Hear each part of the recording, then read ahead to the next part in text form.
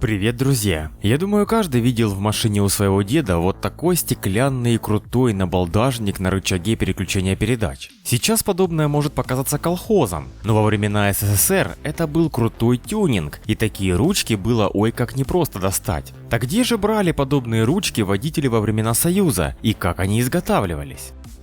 Это одна из самых популярных модификаций в Союзе. Ручка родного рычага коробки передач свинчивалась и заменялась на яркую и художественную работу – прозрачные ручки с объемным рисунком. Делались они весьма просто из оргстекла или эпоксидной смолы. И найти их можно было у рукастых знакомых, которые зарабатывали своим мастерством, изготавливая такие ручки. Для непредвзятых водителей огромными партиями делали цветные набалдажники с розами или астрами. Дерзкие лихачи выбирали пауков или скорпионов, чтобы показать свое бесстрашие. Члены партии и ярые коммунисты украшали ручки КПП ликами вождей. А вот после Олимпиады 80 появились горы ручек с мишками, которые пачками расходились среди спортсменов и фанатов.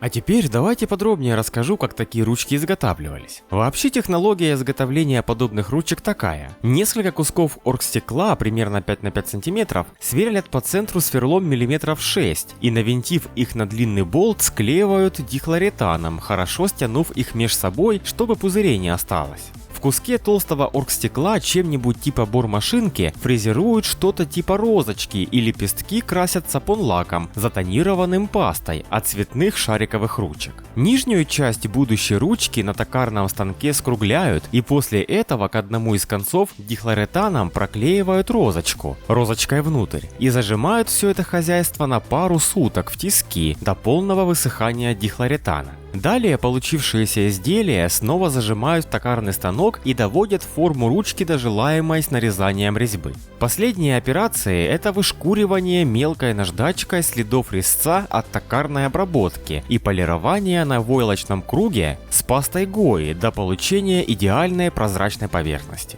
Возможны вариации технологии, но основной принцип таков. Если достать оргстекло и токарный станок, плюс войлочный полировальный круг и достать дихлоретан, бормашинку с различными насадками, тиски побольше и наборы сверл и метчиков, сделать такую ручку несложно и самим. Вот такие вот дела, друзья. А на этом все, пока.